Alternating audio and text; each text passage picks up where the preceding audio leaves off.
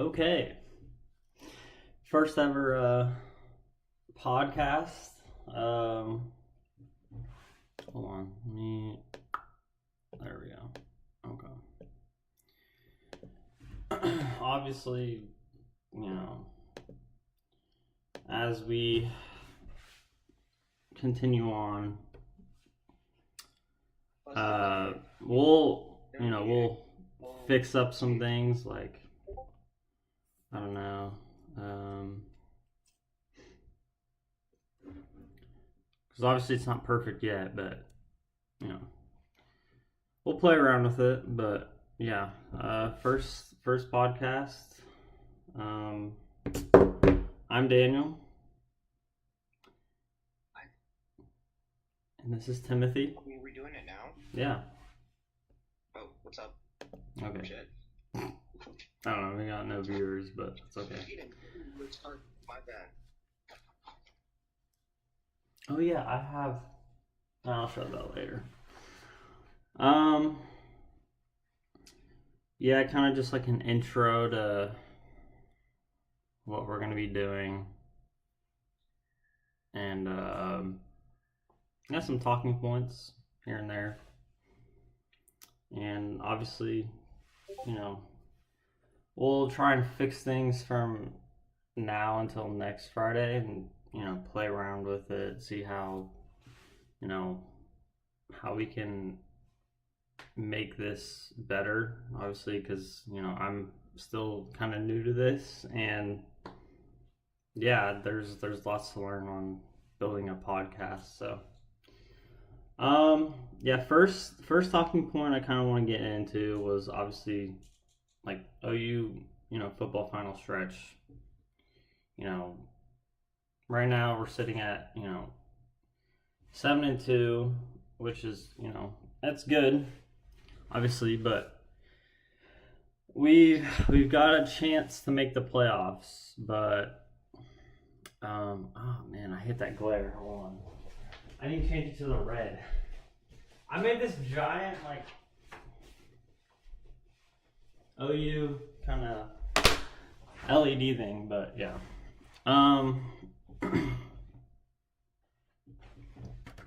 Maybe it's just this. That's probably what it is. That is exactly what it is. Okay. Yeah. So 7-2. We got a bye week, so we've got time to kind of just relax and figure out, what the team needs to fix. OU's ranked 11, Bama's ranked 4. So Bama's definitely, in most people's eyes, the better team. But Oklahoma has got at least they're gonna come into this game with a win.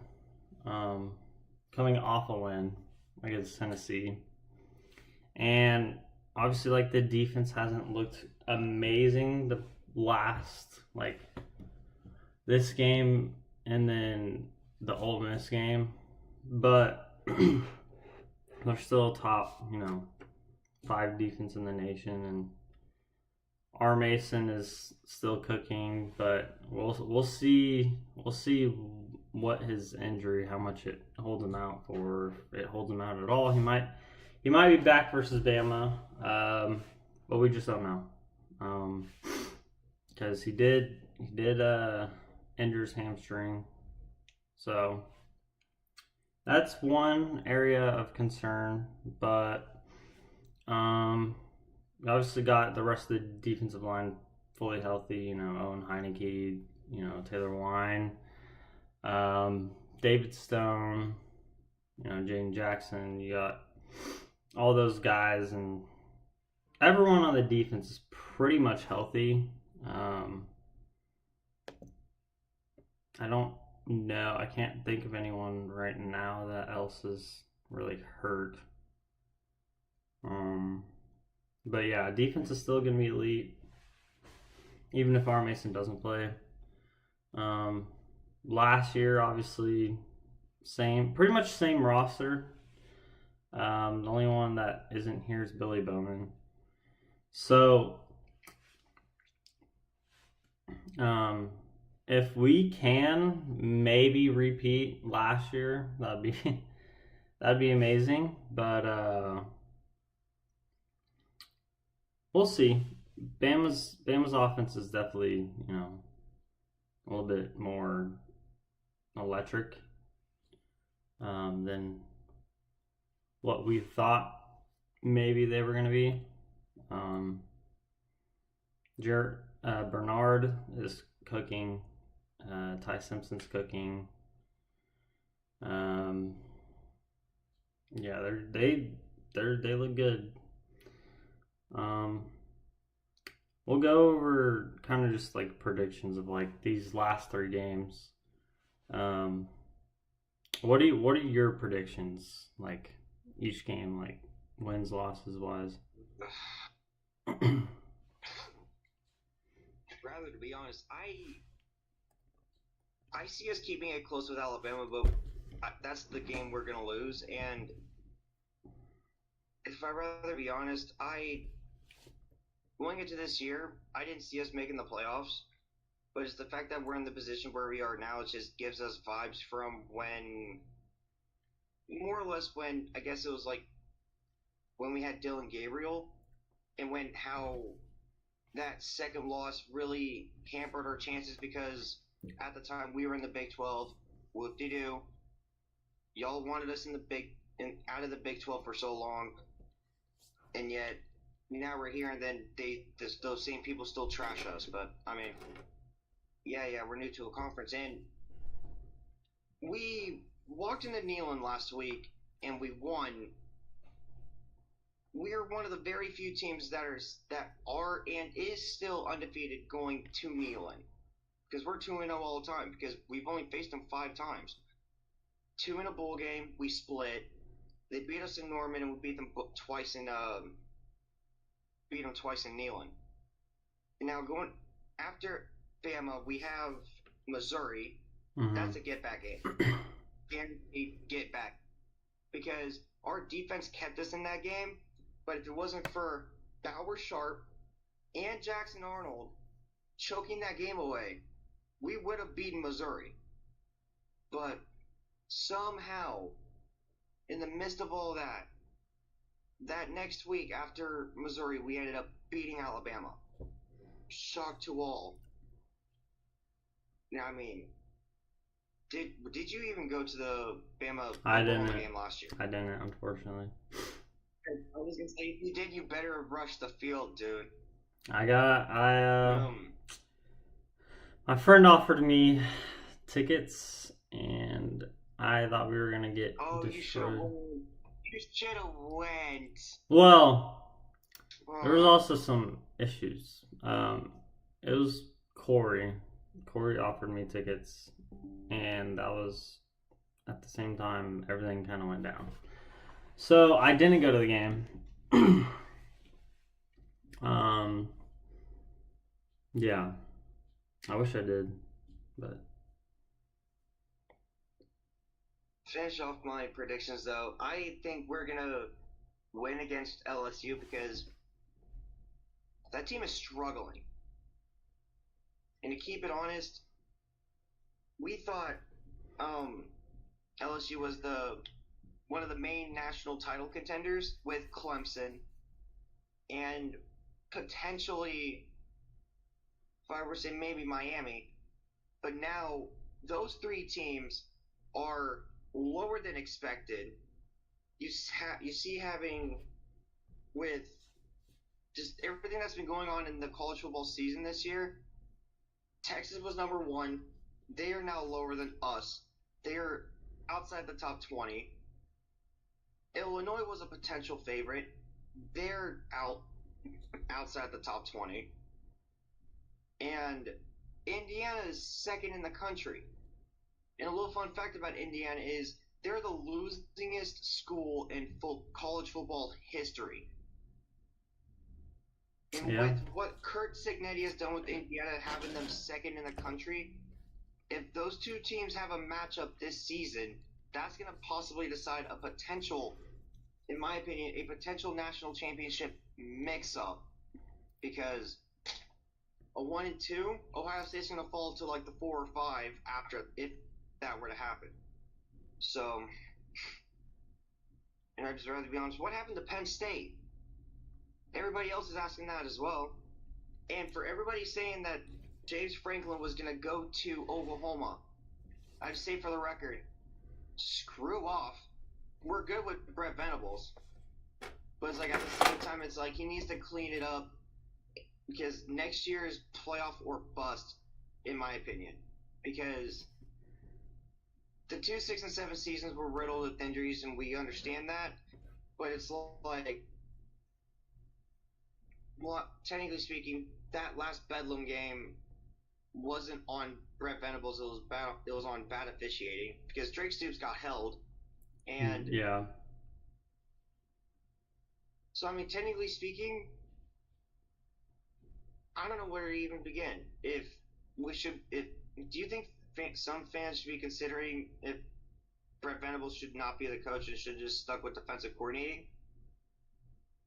Just bringing up more experienced coach that just does head coaching while he just lets the coordinators do the coordinating. Because if you look at it from this point of view, let's say, well, I mean, this would be a very bad idea, but if we took a coach that's just a good college football head coach and we would put him into our system with our coaching staff that we have, the only thing that coach would have to do is to let the coordinators go.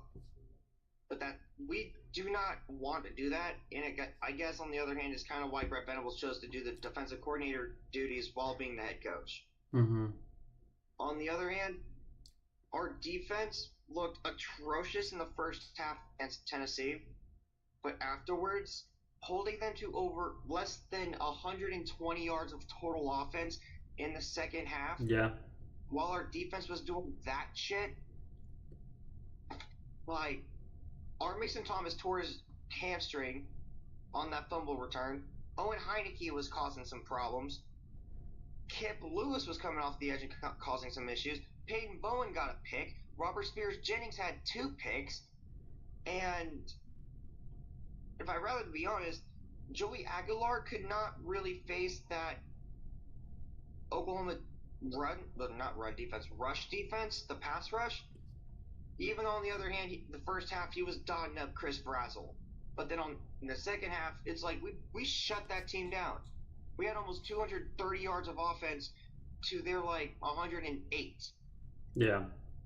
And our defense showed why we're like a top defense in the country. I'm not saying top 5 complete defense in the country, but we are top 10. But our pass defense is nasty because we do lead the country in sacks by a little bit of a margin. If I remember right, the margin is now at what? We lead the country by 4 sacks, I think. It was 2 before the game, and we had 6.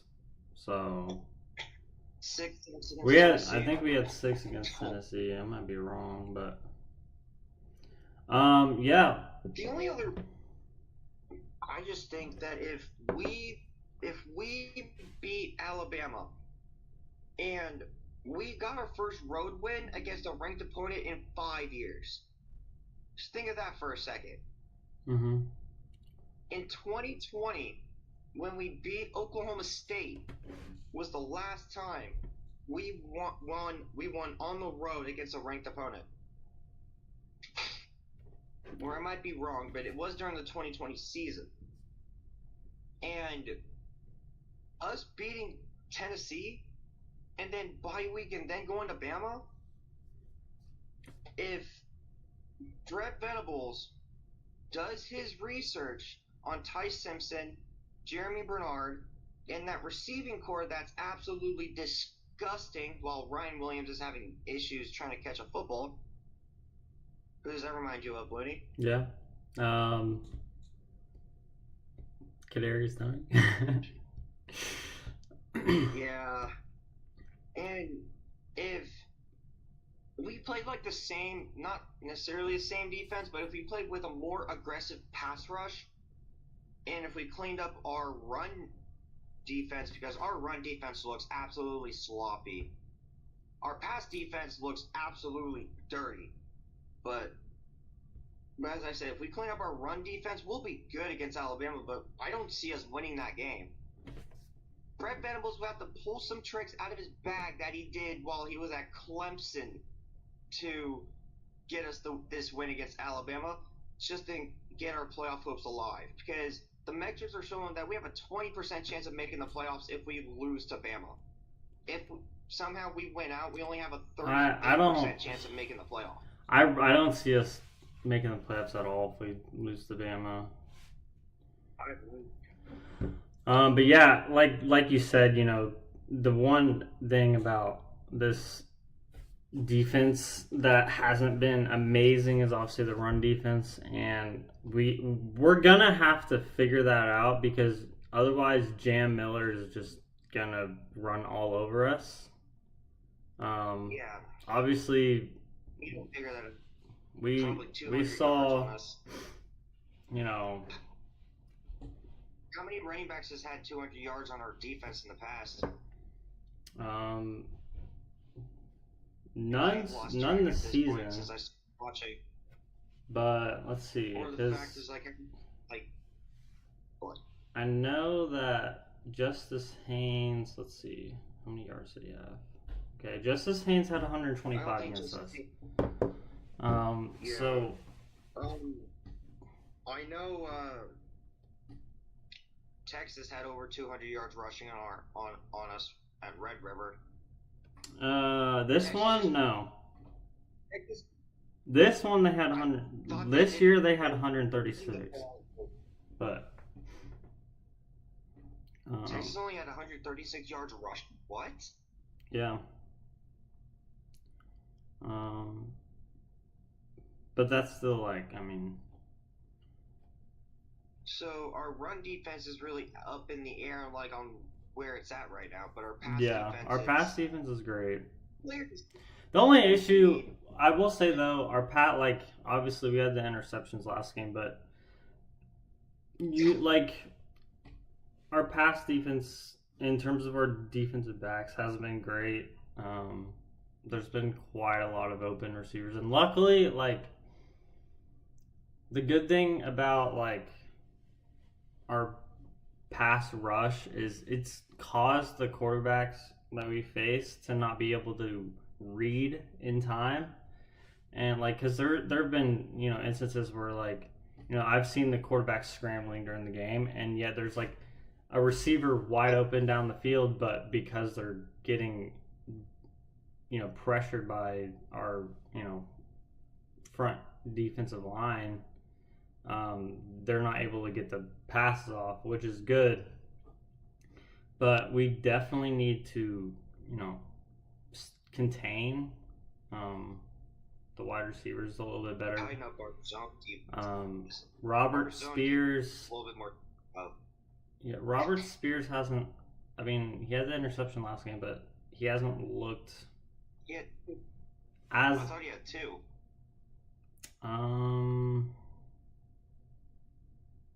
No, because he had one. He had one, and then I swear to God, Aguilar threw 3 picks. No, he threw 2. Threw 2. Mm-hmm. Yeah, he threw 393 yards, 3 touchdowns, and 2 interceptions. That's so I guess it was just 1 for each. Yeah, but Robert. He probably has 2 on the season.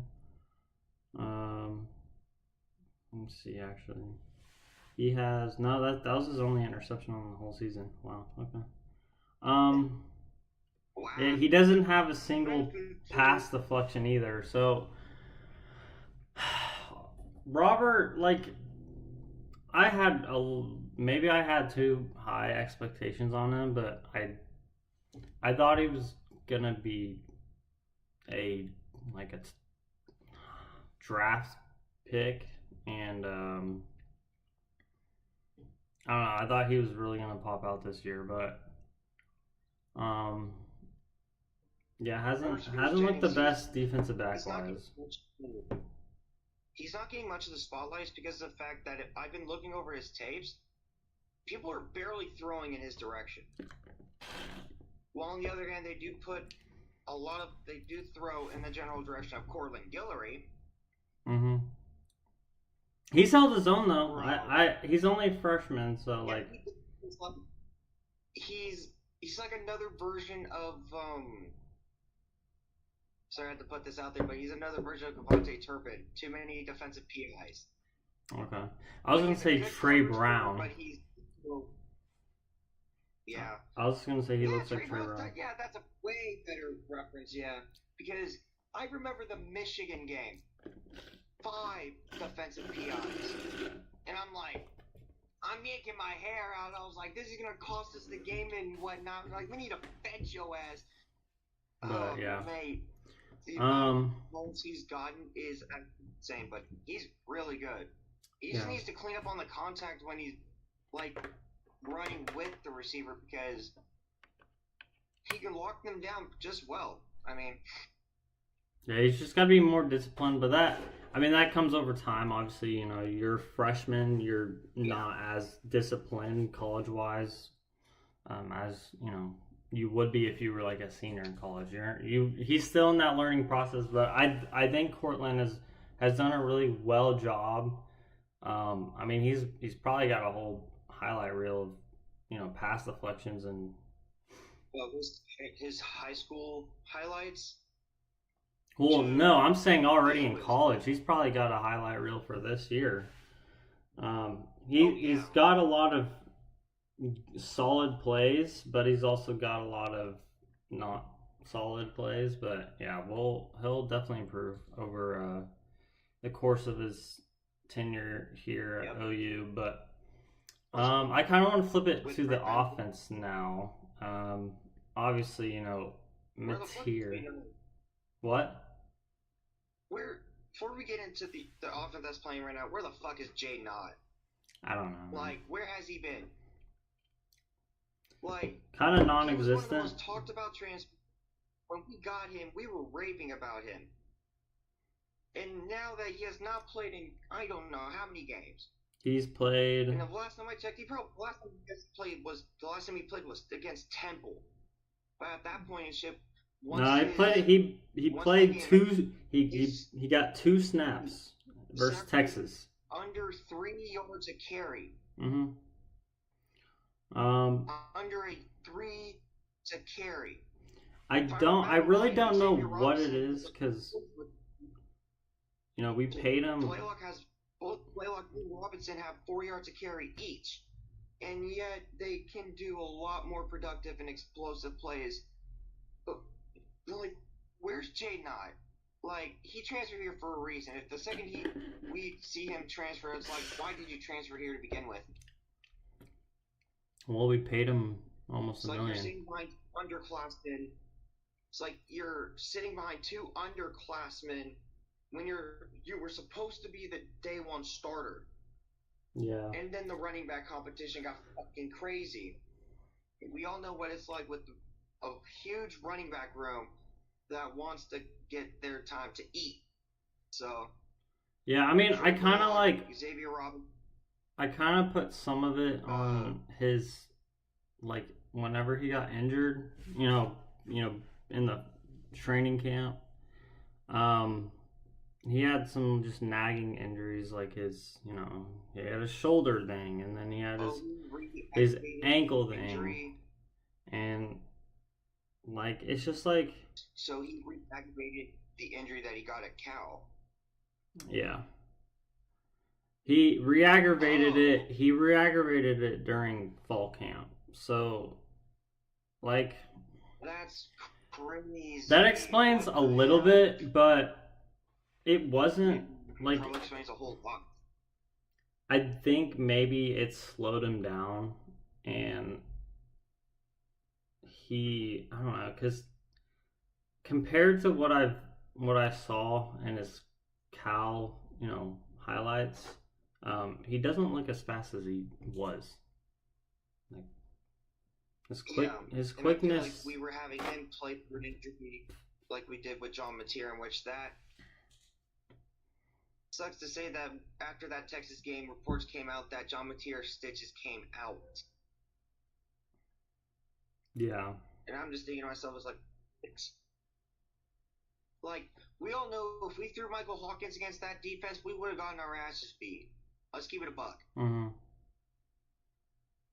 And seeing how that Texas defense was, like, at this point, I just have to realize that if we somehow win out and we get a rematch with Texas, gloves are off, we're throwing straight dukes. We're about to beat some Longhorn ass.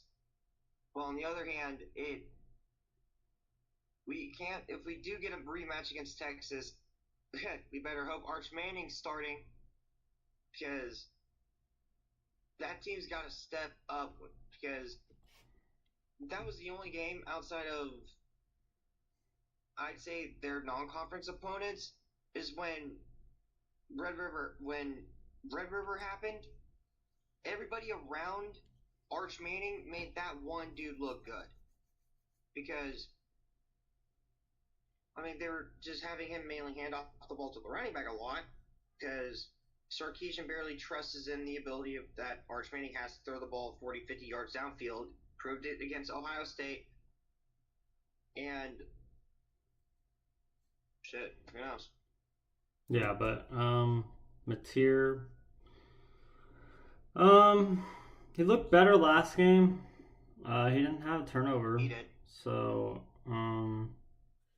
that one turnover. Oh wait, yeah, he did. He did. He threw a pick. It bounced off the receiver's hands. Yeah.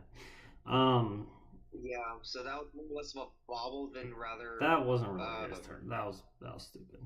But it was also a dumb throw that we didn't really need to do. It was. But yeah, like Xavier Robinson. He should have gone into the touchdown at that point, because like they spent 2 minutes trying to figure out if he crossed the goal line or not. And I was like, why'd you go down? He should have just gone in the end zone. I mean, yeah, but we scored anyway, so it doesn't really matter too much. I mean, yeah, because he was like, oh, well, they, because, I don't know. He was probably thinking, he didn't probably know how many timeouts Tennessee had left, because, they had 2. Maybe he thought that they only had 1. I don't know. But, yeah. I think John Mateer, how he played against Tennessee, showed how it was like, you don't have to throw the ball that much, or like, more or less, I wouldn't say throw the ball consistently, but it's like if you're good game decision making, or like in-game decision making, if it's like up to par, because John Mateer didn't have to throw the ball for like 350 and 5 to beat Tennessee. Mm-hmm. He had 150 in a rushing touchdown and a passing touchdown, if I might be wrong on that, but we had the team around us to do what we did to go with O'Neal, though it was a bit scarier of a ending because of the fact that Tennessee was still in that game, and we almost botched 2 onside kicks. That was not fun. Yeah, but we'll see. I mean, Bama's defense is good. I don't know if I would put them above Tennessee or not. No, they better pull his head out of his ass, because we're gonna beat Bama if Cade Womack pulls out some random ass defense and Brett Venables just sees right through it. Yeah, because you try to pull one defensive coordinator who's also the head coach who can, they're doing this, I bet. Let me tell my OC this real quick. Just that simple. Yeah, but we'll see how Mateer can handle a little bit more pressure because Bama's defensive, you know, they've got a bit of a good front seven. They do. And But you know the they fact haven't- that they also have they haven't faced a top tier pass rush. yeah, and also Or at least depending on pass who, rush, you know, maybe. he's also because you know Mateer is unfortunately injury prone and not injury in turnover prone. Yeah, Especially with the injury interceptions. prone. And, you know, Bray Hubbard is one of the top probably 5 defensive backs in the country. And if he throws anywhere near Bray Hubbard, an interception might be happening. Bray Hubbard is.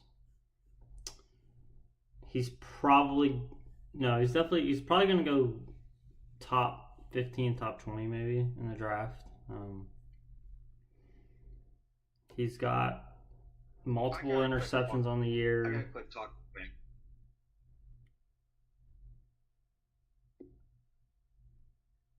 Whenever I was thinking of just my expectations for the defense, just for the defensive line and our secondary. I expected us to have multiple different different things change to get a lot better in. 2 of the 3 things were expected: better cornerback coverage, though sometimes we are allowing some chunk plays, but that happens. But on the other hand, we do lock down a lot of players a lot of the time. Pass rush. My goodness, it's good to see an Oklahoma pass rush like that again. It's so good. Yeah. But our run defense needs some work. If I really want to be honest, Brett Venables has somewhat brought back some joy and some hope to the Sooner Nation, because with a defense like this that we have, if we clean up our run defense and do like a slightly different scheme going into Alabama, if we walk out there with Alabama, we're going to the playoffs. And if we win out, we're possibly going to be the 6th or 7th seed going into the playoffs. Yeah. So that means it puts us in line to face the top 4, right in the middle. We're probably facing the 2 or the 3, or we're facing a top 4 opponent if we make it to the quarterfinal. Mm-hmm. I will say that for the record. But if we make the playoffs and we get a playoff win, I'll be happy. But I know we're probably not going to win the Natty because our offense it's good, but it's like I don't know how it's going to stack up against our other offense teams. is not championship level. Our rush defense is going to get chewed to fucking pieces. And if I were to think that you'd have to,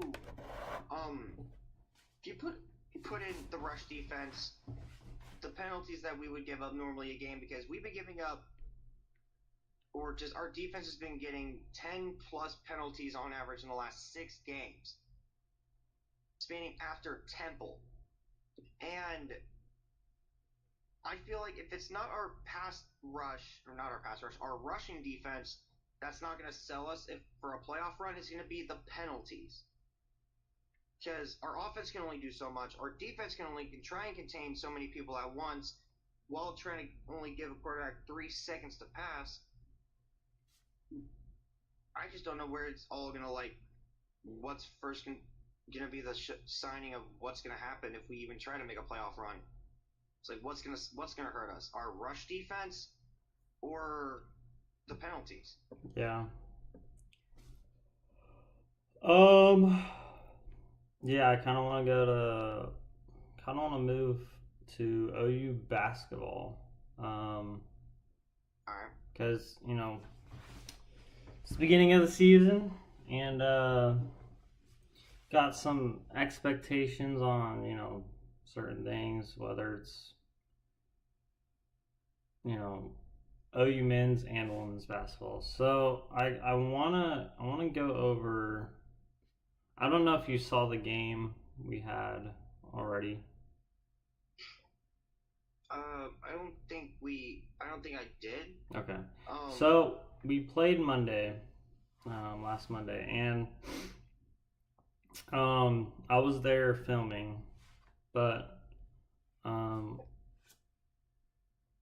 I like the team.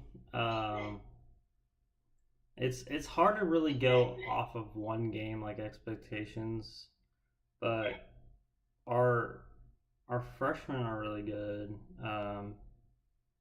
One of them, I don't know if you know who he is, Qual Atok. He was here last year, but he I didn't think play, so. and he was redshirted, and this was his first game where we actually got to see how you know how much he can actually impact. Boy, let me tell you, Yeah. he was cooking. Um, he had 18 points, 4 3 pointers.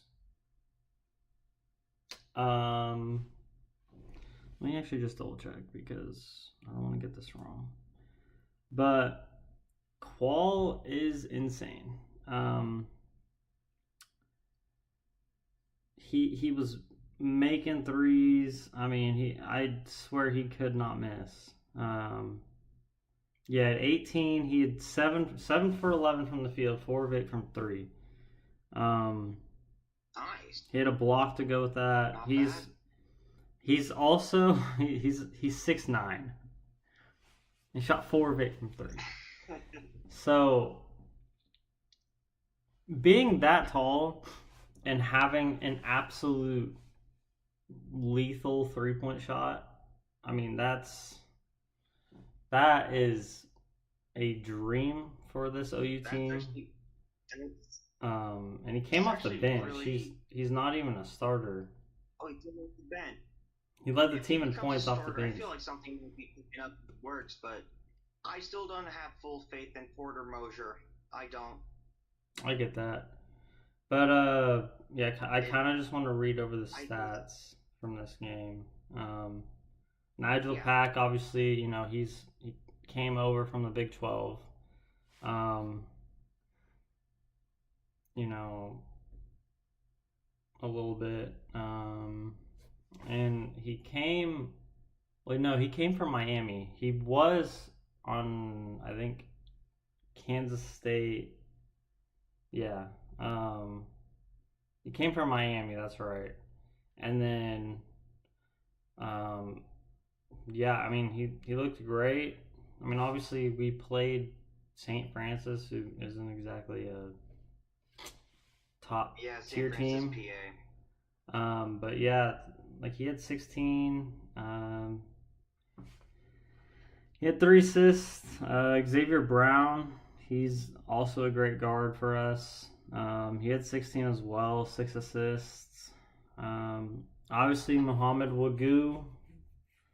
He was here last year. He was our bread and butter on rebounding wise. I mean, he he was amazing in that category, and he had like one of the highest like offensive rebounding rates in all of college basketball. Um, he had 16. That's actually something. Yeah, he had 16 and he had 10 rebounds. Good. So A double double. I will say um, that if we are getting people in the portal that have a high offensive rebounding percentage rate and everything across that category, then I mean, there's good signs to tell for this team, but it's like we have to wait until the guts of our schedule because, hell, in a week or so, we play Gonzaga. yeah, I mean, that's our first test. Um, I'm just worried that, like, when I seen our schedule, when I seen we had Gonzaga to start, I was like, why? I don't know. No more Bedlam. Over They Bedlam, which sucks. At least we took no, the we last we Bedlam still and play fixed it Bedlam. well. We still play Bedlam. Oh, we still do. Well, yeah, Yes. it's a continuation because there's so many games you can play in basketball. Like there's a like that one wasn't an issue to keep because It was like 38, like 28, 30 games or something like that. yeah. So I mean, they For a had plenty clutch of season. It's a lot easier to cut an opponent and fill in a new one for basketball because there's you have like 12 or 14 out of conference opponents that you can play. So yeah, that one is December 13th at the Paycom Center. So I'll probably be going to that. I've been trying to go to the Paycom Center because I just want to go to it once, film my entire experience, just before we go to the new arena that's being built. And dude, the mock-up of the new Thunder Arena, there we go. Oh, dude, that's gonna look so beautiful.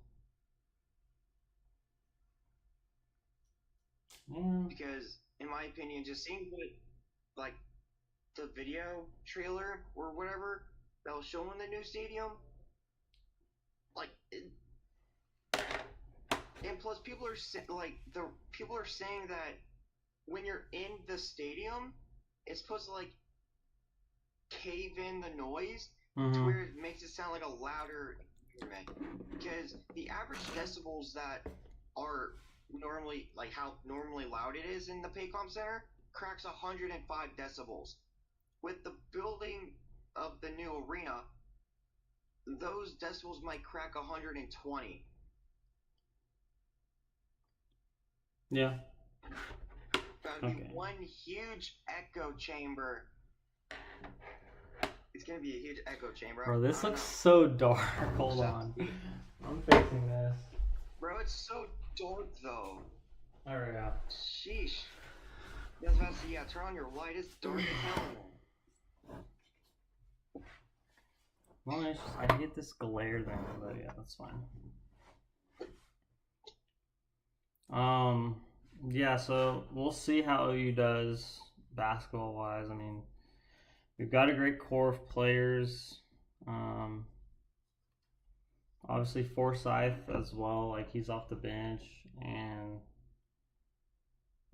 Tay Davis, he's pretty good. Yeah, I mean, great squad we have, man, and can't wait to see how far we can go. If we make the tournament. But yeah, I feel pretty good. If we don't make the playoffs, we're making a bowl game, obviously, but it's like there's a high chance we might get a New Year's Bowl, though it's probably not going to get much attention because the fact the playoffs are going to be happening while we're having our bowl game. So.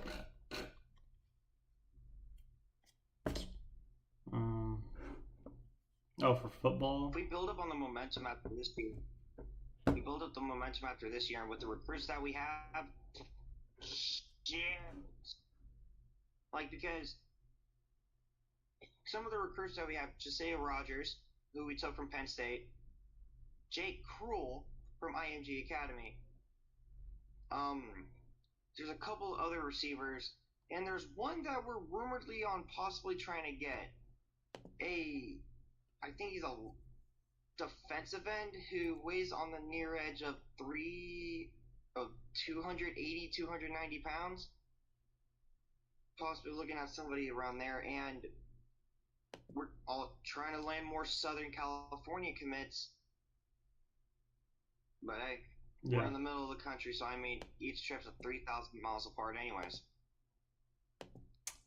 Let me look at, trying to see. What's happening on Twitter today?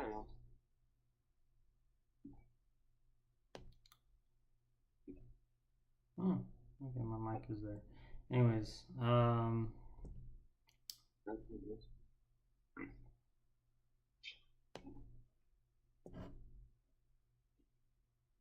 let's see. Okay.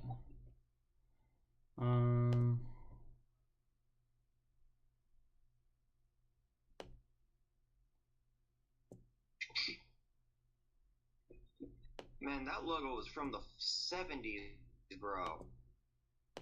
Oh, none of us were even born yet. Look at what's above your head. That logo's old. Just Oh, the I know. concept design. I know. Oh, Yeah. right. My grandpa would be here just rolling right now seeing that. My grandpa would be rolling right now if he saw that. Okay, let's see. Cause yeah, I do want to go over recruits. If my thing will load. Okay, maybe not on here then. It's whatever. I'll just look it up on my phone. Cause last time I checked, we were either 1 or 2 on team rankings.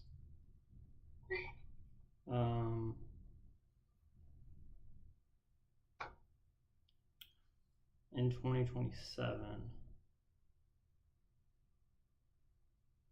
Okay, we're number 2 behind Texas Tech, but that's only by 1.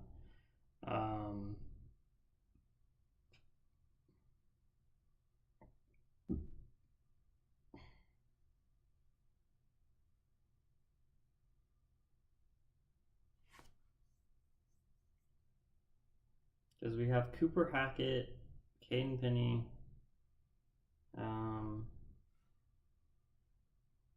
this is 2027, so, but, wow, my phone is People tripping.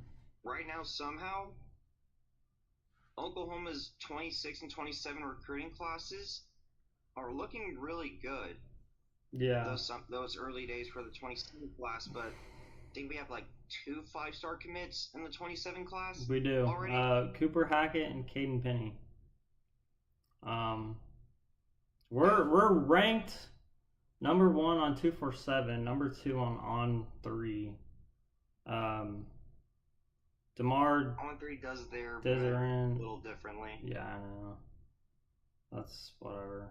I will admit though, I rather trust 24/7's metrics because it becomes like more of like a understandable and like less detailed than what On 3 does. So yeah, yeah. 247 has that number 1. Obviously, you know, Caden Penny's a 5-star. If my Wi-Fi. if Okay, there we go. Yeah, Cooper Hackett, Caden Penny, both 5 stars. DeMar Desiree and Mikael McKeary, both 4 stars. Yeah, that's what we kind of have so far. Obviously, Jackson Stokes, who just committed today. He's a 3-star running back. So we've got some good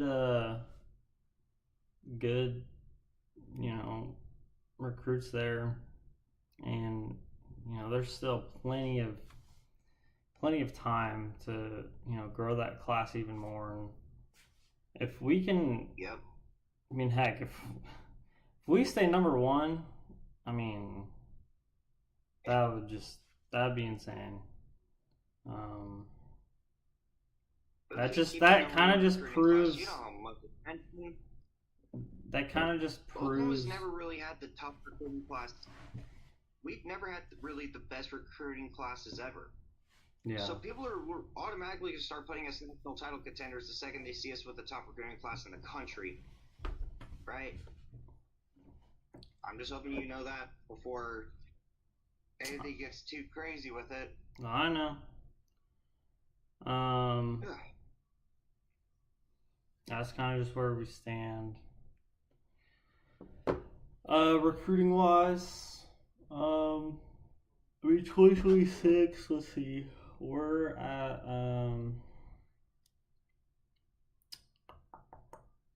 let's see, 2026 ranking.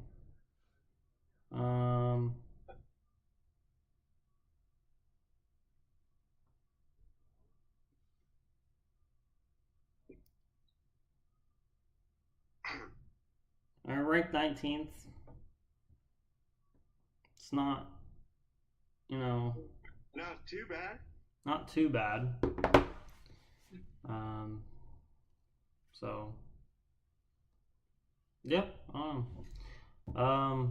Yeah, that'll kind of wrap it up here. Pretty much. I was wanting. I don't know if you know much about the women's basketball, but I was kind of wanting to talk about expectations there. So, I do not know what the expectations are for women's basketball because I've actually been keeping up with it. Madison Beers looks like a menace, and she's gonna go on an absolute tear this year. Reagan. Aaliyah Chavez looked great.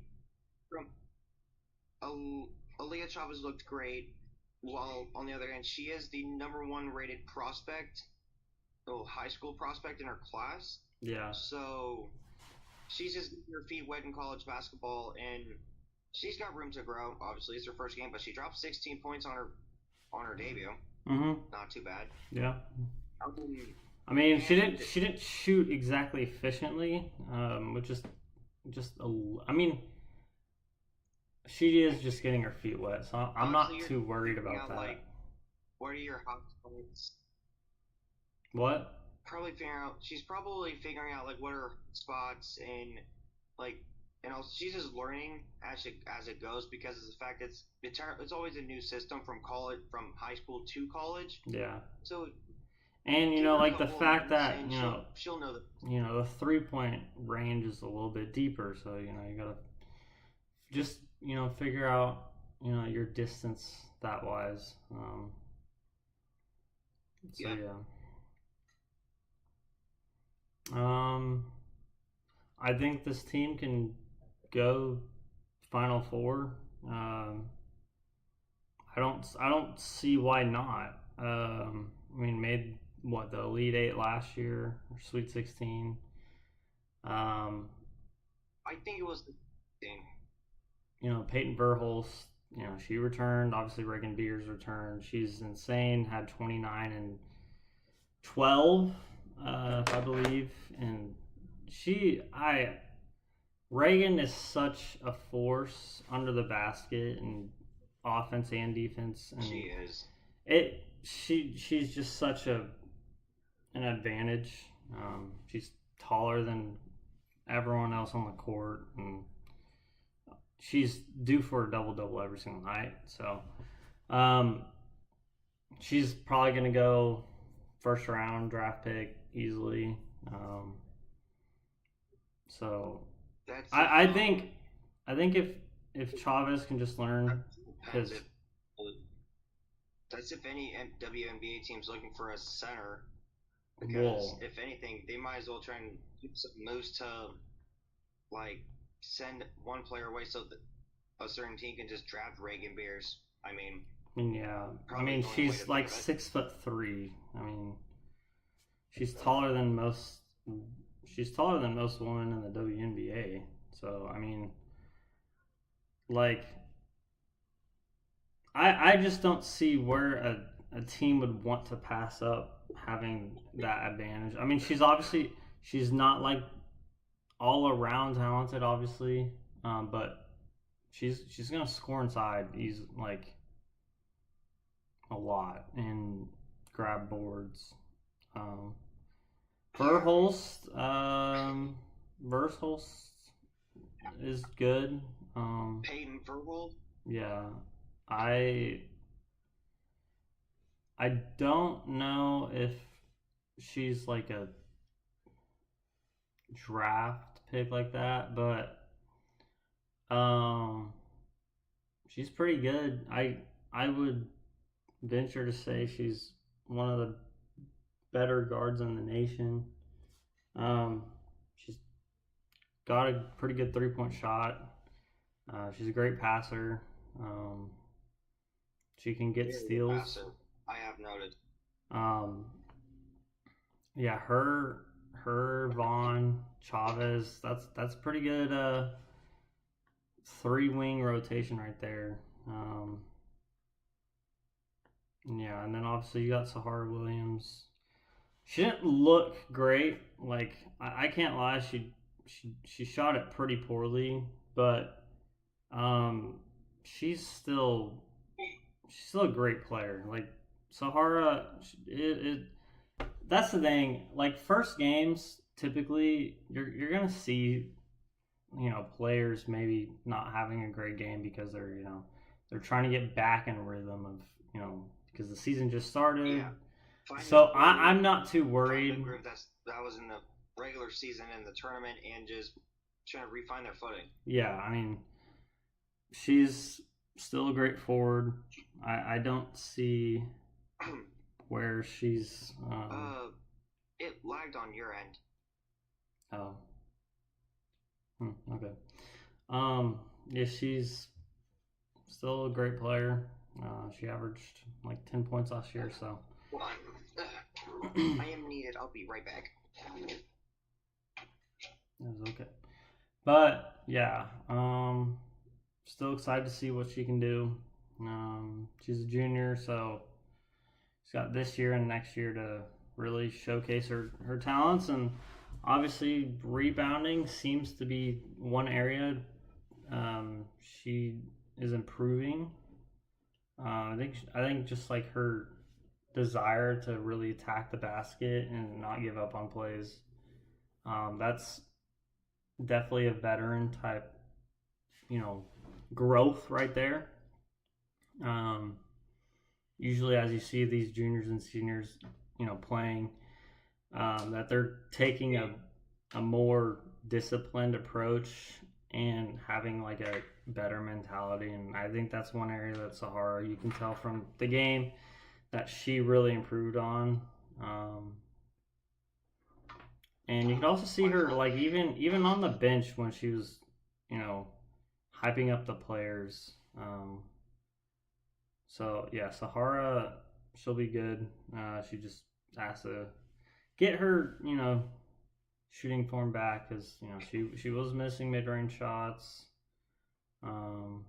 She's missing some layups, but yeah, she'll be okay. Chavez obviously went over her. I think you could tell at the end of the game, that fourth quarter, when she started actually passing the ball to Reagan. That's, I think, her ability to learn that like quickly of like, okay, I can't be like, being too selfish. Even though she's a great scorer and obviously she was amazing in high school, averaging like 32 points per game. She was recognizing like as a team approach, what we needed to do, and that was to feed the ball to Reagan Beers, and she had like 3 assists in that fourth quarter in a row. And I think her ability to have that sort of mindset, discipline, really just says a lot about why she was ranked so high and as the number 1 recruit in the nation. So, yeah, I'm not worried at all. Just some first game shooting jitters. That's all it was. So yeah, I expect a Final Four, maybe a championship, for this team. So, anyways, I'd probably expect an Elite Eight appearance for both the men's and women's side. But okay. I might be reaching the men's side just a little bit because of the fact that we've only had, I believe, only 3 Final Four appearances in the school's history. So it's like a very rare occurrence for us to get a Final Four appearance. Yeah. Yeah, I don't know. I could see us going Sweet 16. Um, I think we'll make the tournament. Wow. I think we'll make the And tournament. Kansas and North Carolina squaring off in Chapel Hill for the first time ever. Oh yeah, that is tonight. But yeah, that's gonna do it for the first podcast. Obviously, there's like stuff to learn from doing all this, and you know we'll fix some things and play around with it before Friday. So, yeah, if any of you guys view this, comment down below what we should, you know, do to help improve the podcast, and yeah, because we're still learning. So, yeah. Anyways, yeah, that'll be all. So, see you guys later.